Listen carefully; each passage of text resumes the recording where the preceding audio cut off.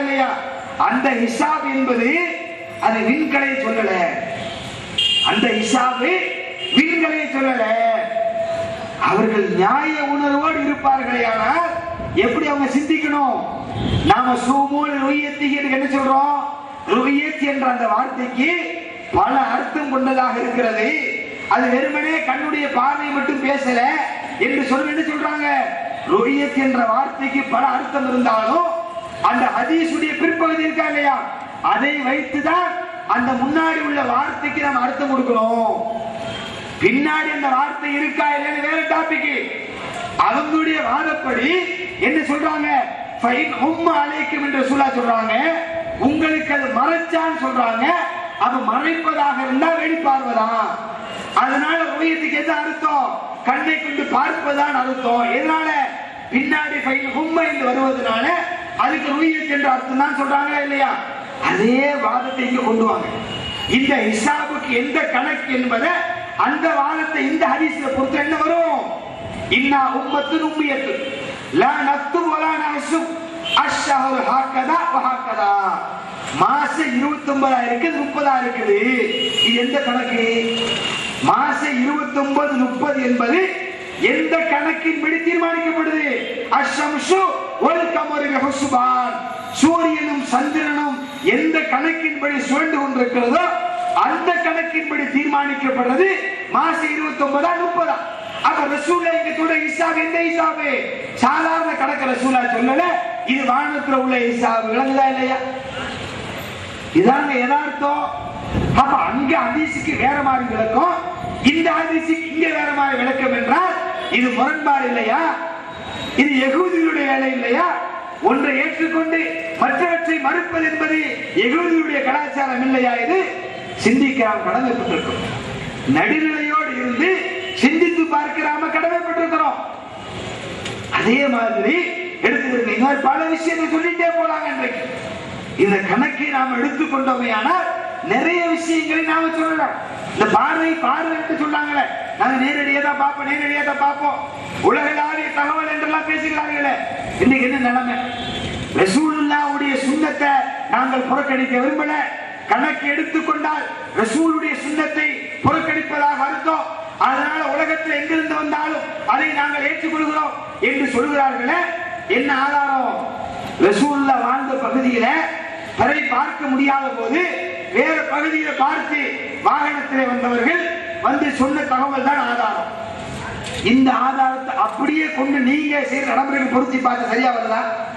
சரியா வருமா?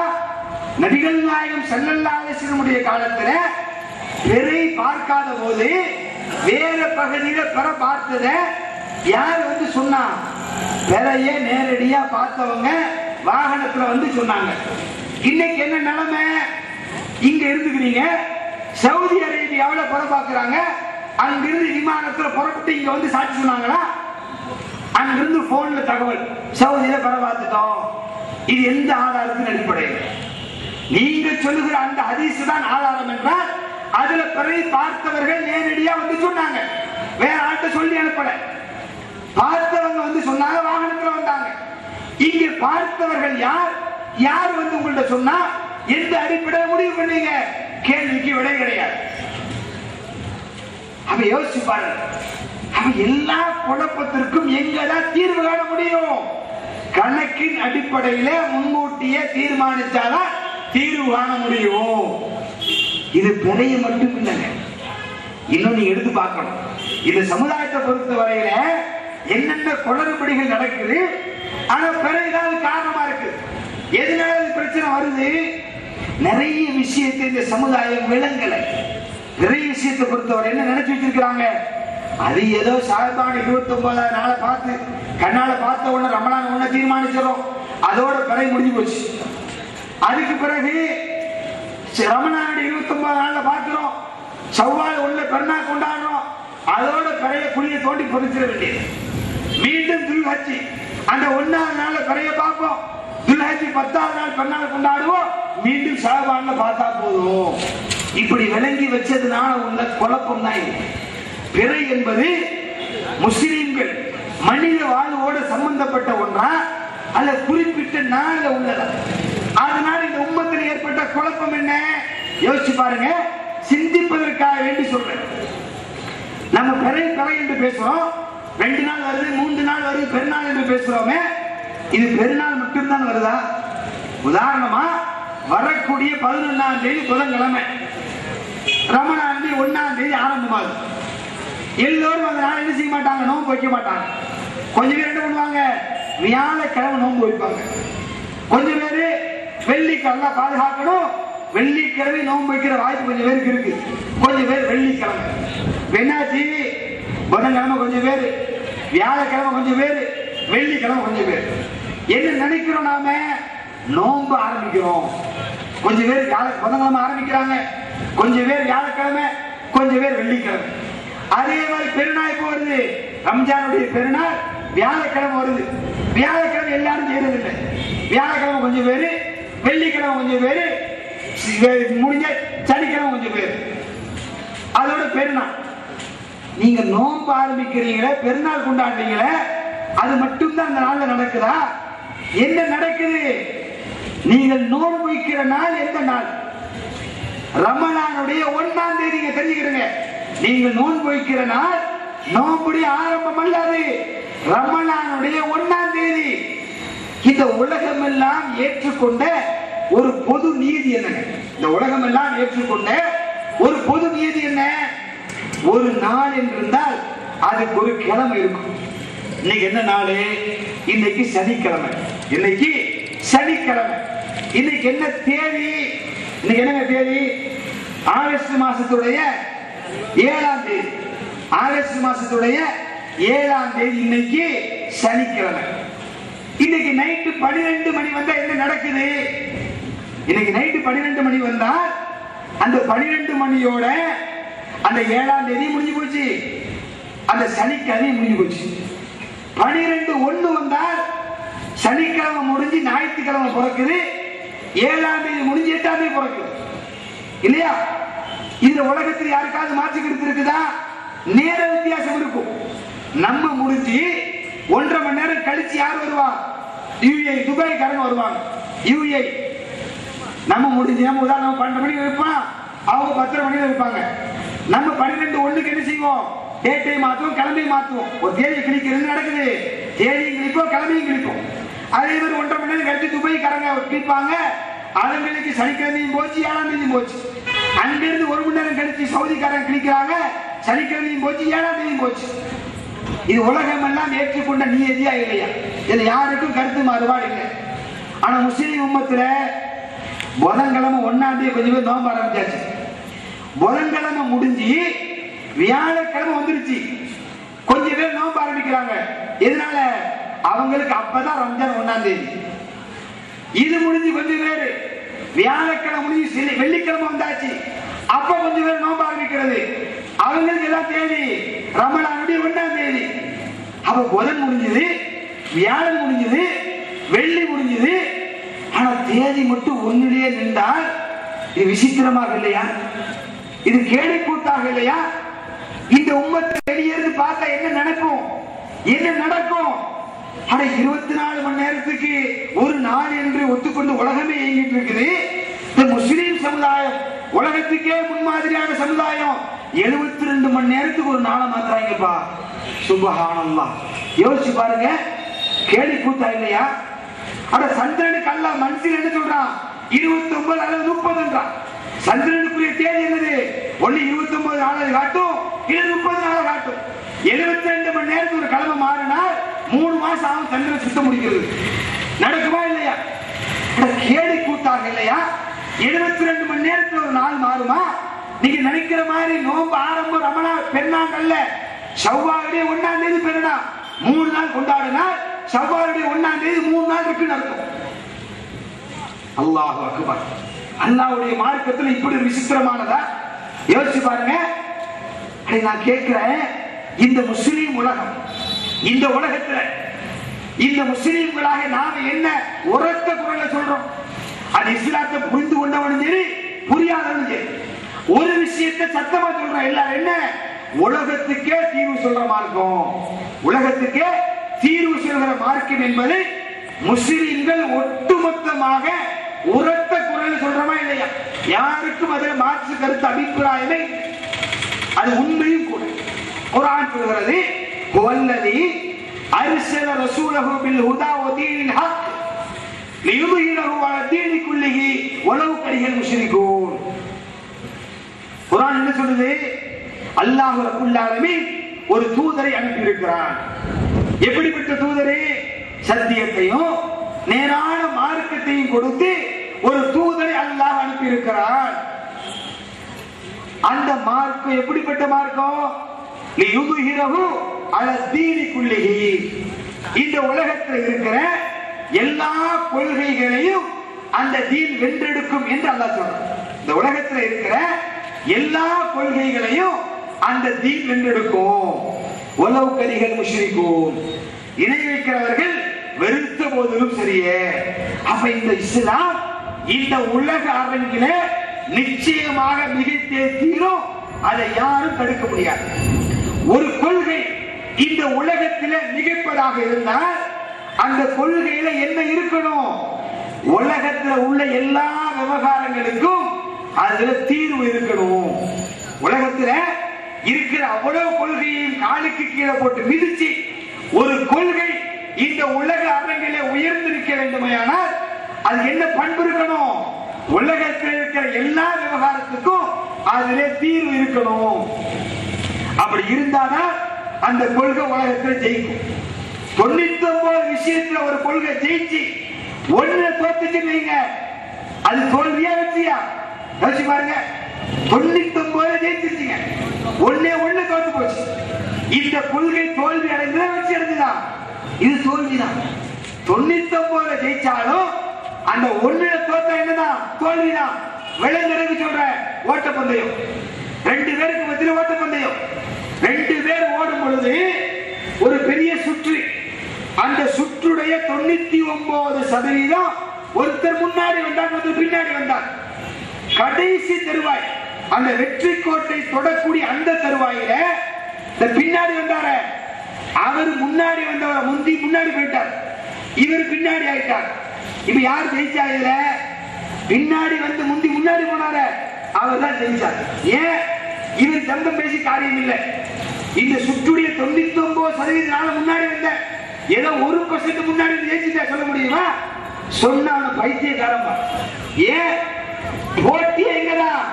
அந்த எல்லை கோட கடக்கிறதா போட்டிய. அப்ப அங்க 100% கடக்கணும். நீ அவ 99 இஸ்லாம் ஜெயிச்சு ஒண்ணுல தோத்து போனால் தோல்விதான். இந்த உலகத்துல கேலண்டர் என்று சொல்லுகிற ஒரு துறை இருக்கா இல்லையா? இந்த உலகத்துல கேலண்டர் என்கிற ஒரு துறை இருக்கா இல்லையாங்க? கண்டிப்பா இருக்கு. அந்த கேலண்டர் இல்லை என்றால் இந்த உலகமே இயங்காது. என்னுடைய பிரயாணத்தை நான் தீர்மானிக்க முடியுமா? என்னுடைய பிரயாணத்தை தீர்மானிக்க முடியாது. இந்த புரோகிராம் தீர்மானிக்க எப்ப தீர்மானிச்சது?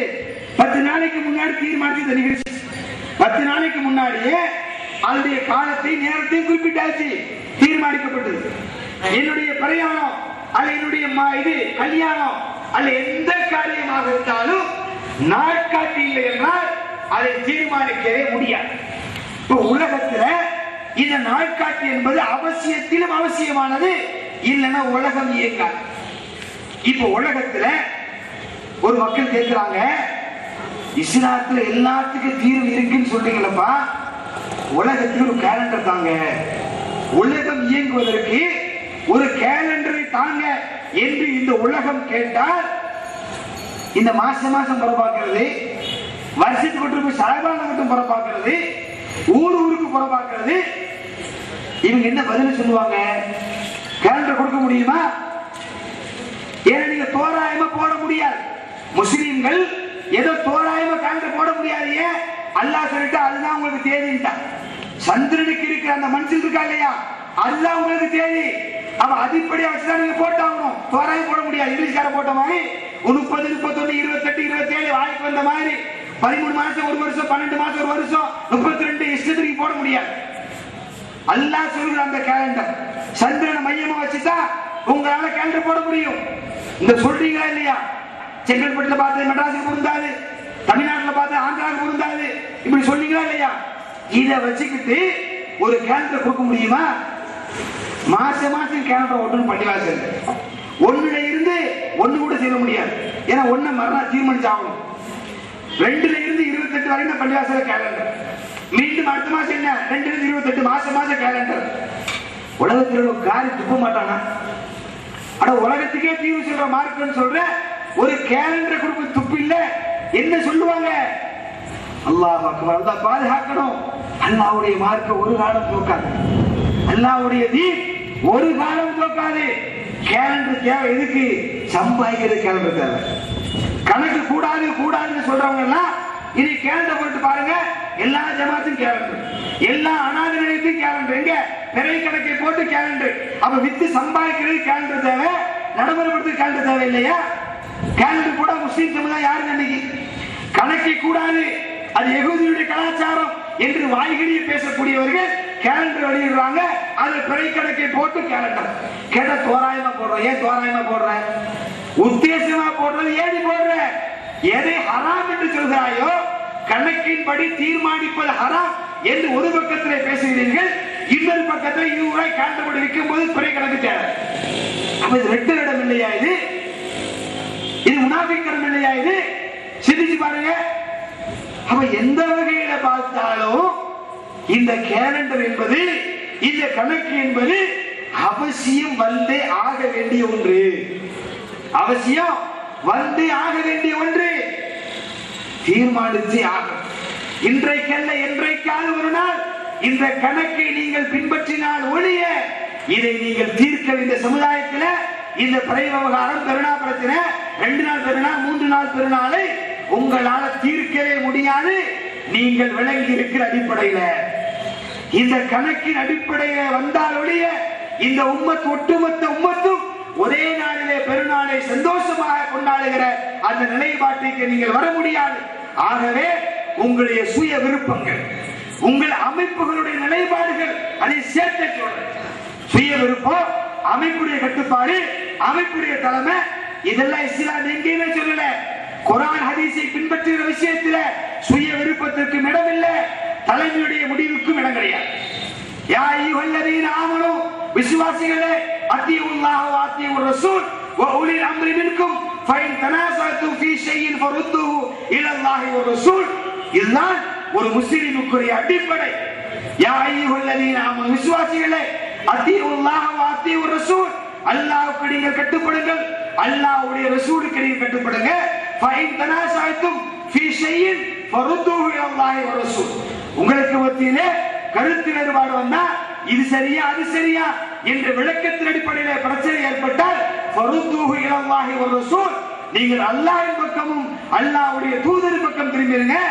அதுதான் உங்களுக்கு தீர்வு. இத்தபியூ மா உன்சில இலைக்கும் மின் ரப்பிக்கும் வலா தத்தபி மின் தூனிஹி அவ்லியா.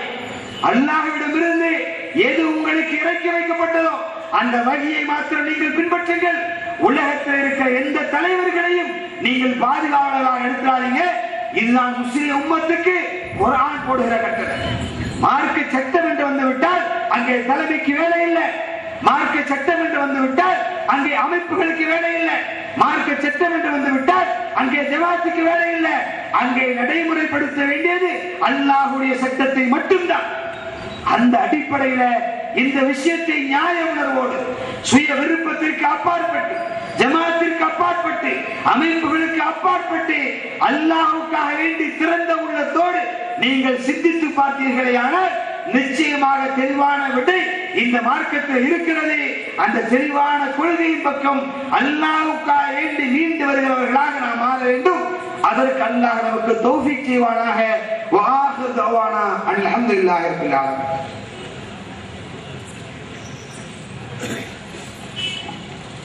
அன்புக்குரிய சகோதரர்களே, பெரியவர்களே, இதுவரையிலும் உங்களுக்கு கொடுக்கப்பட்ட இந்த செய்தியிலே குர்ஆன் ஹதீஸில் இருந்தும் இன்னும் விஞ்ஞான ரீதியான கொடுக்கப்பட்ட இந்த செய்தியில் உங்களுக்கு ஏதேனும் சந்தேகம் இருக்குமையானால் நேரடியாக அது சம்பந்தமாக நீங்கள் கேட்டு தெளிவுபடலாம் என்று இந்த நேரத்தில் தெளிவுபடுத்திக் கொள்கின்றோம். இதுவரையிலும் அமைதி காத்து இந்த நிகழ்ச்சியை இருந்து கேட்டமைக்காக வேண்டியும் மேலும்